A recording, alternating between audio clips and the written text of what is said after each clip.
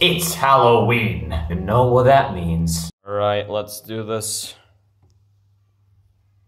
That's about as many decorations as I'm putting up this year. Now, obviously, it being the apocalyptic year it is, means that kids ain't really gonna be trick-or-treating this Halloween. So I guess to put your mind off the apparent impending doom, it would be fun to take a look at a scary movie. In this case, I'm talking about The Birds. It's one of the most iconic horror movies of all time. Me personally, I haven't really watched many horror movies, mostly because I get scared really easily. Like, it's completely ridiculous. So I guess this movie being a little old and corny sorta made it easier for me to watch. It's an amazing movie, and I haven't really seen a lot of people give it the justice that it really deserves, so here's a review.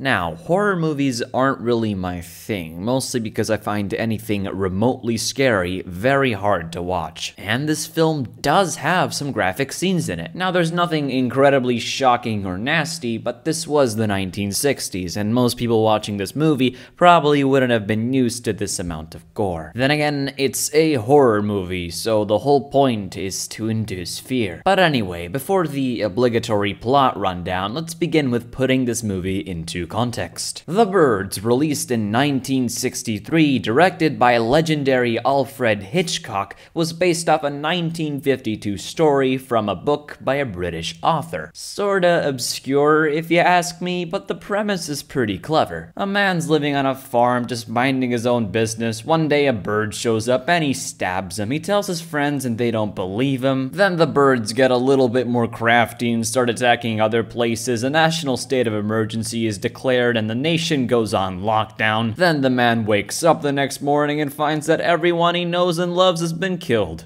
by the birds.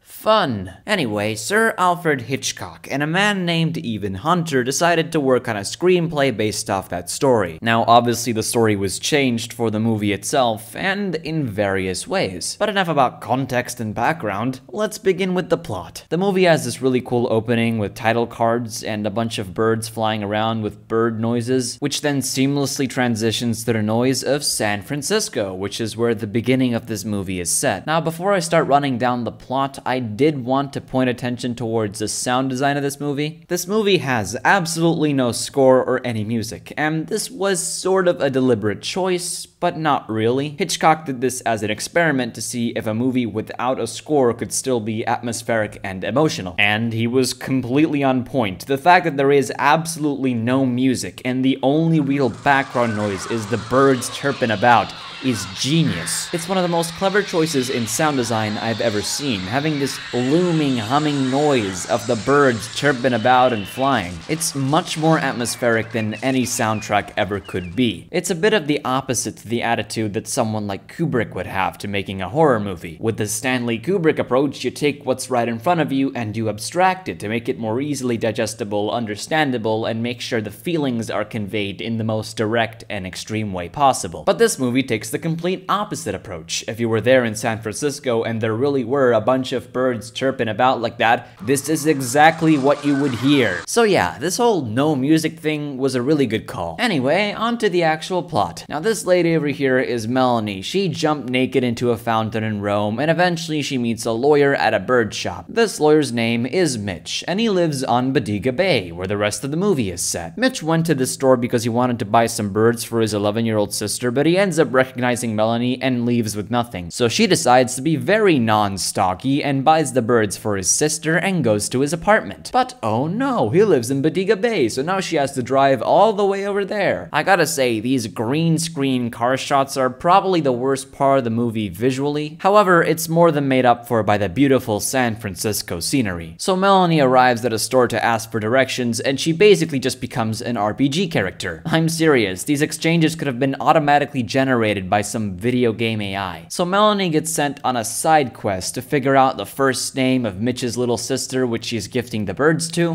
because that's not convoluted. And basically this is the excuse for her meeting the elementary school teacher, which becomes important later. But anyway, she gets the little girl's name and takes a boat to Mitch's house. She drops the birds, gets back on the boat, and then stalks them some more. Oh, I love completely socially unaware characters from 1960s movies. But anyway, key plot event. A bird comes down and stabs her hand. It's like this tiny little taste of what's to come. Now Melanie gets to know Mitch better. There's nothing super notable in this general section except the really cool Dutch angle they do in the bar. Melanie decides that she wants to stay the night at Bodega Bay, so she asks the elementary school teacher if she can sleep at her place, and she accepts. Her name is Annie, and she teaches Mitch's 11-year-old sister, Kathy. Melanie decides to visit Mitch one more time in the evening, and he invites her to Kathy's birthday party to be held tomorrow. Then this happens. Oh, wonder who that can be. Poor thing. Probably lost his way in the dark. But it isn't dark, Annie. There's a full moon.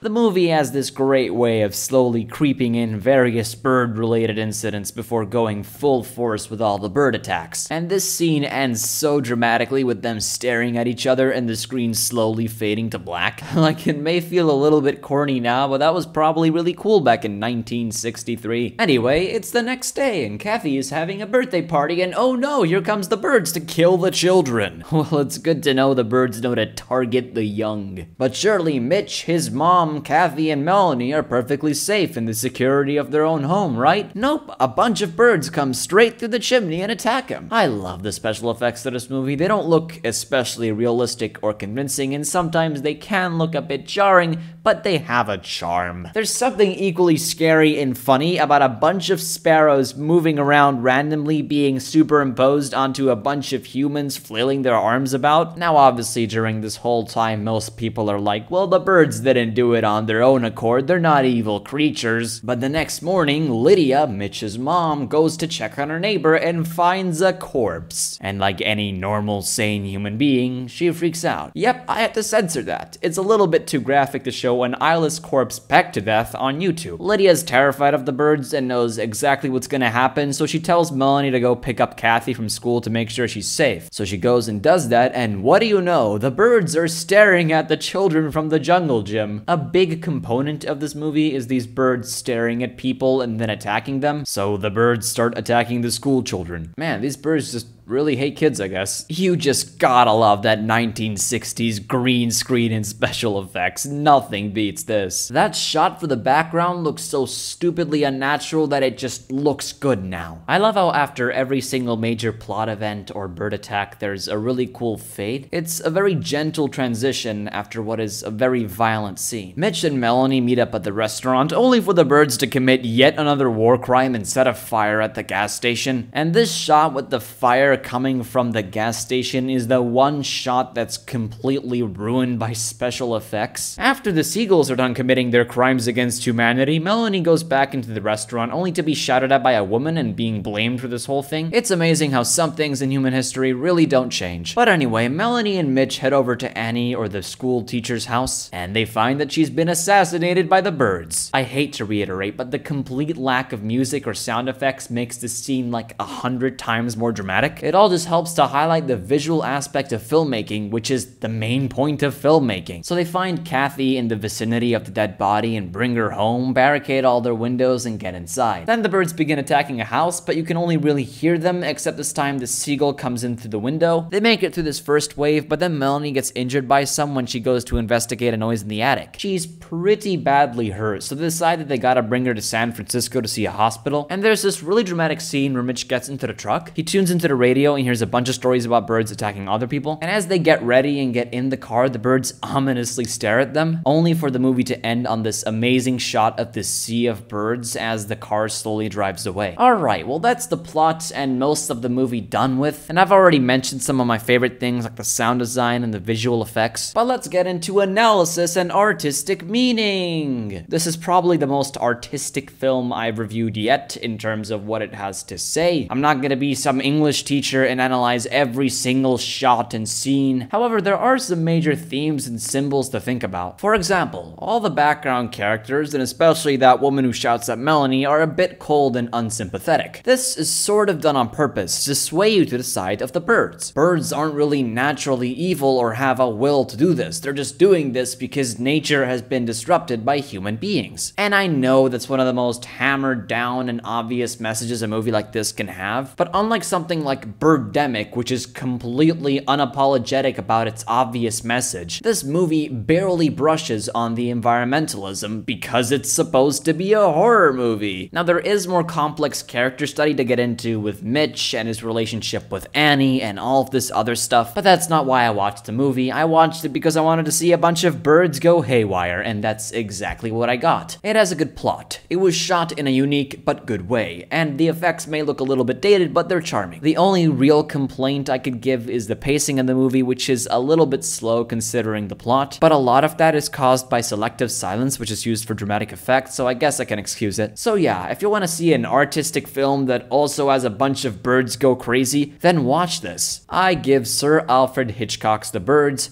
a raging seagull out of 10. I hope you enjoyed this Denshi Halloween special horror movie review thing. It took me a while to make, but it was fun. I'm planning on reviewing Borat 2 next, so if you're interested in that, then feel free to subscribe and turn that notification bell thing on. I was Denshi. Goodbye.